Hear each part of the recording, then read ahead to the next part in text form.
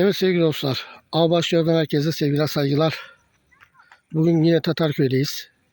Bir seneden beri buraya gelmemiştim. Su iyice azaldı arkadaşlar. Yağmurlar pek o kadar su doldurmamış.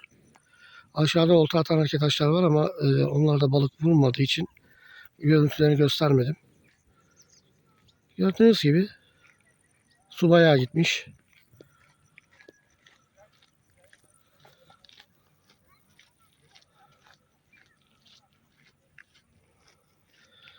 Karşıdaki ağaçları da kesmişler.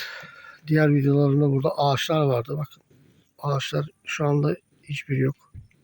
Hepsi kesilmiş.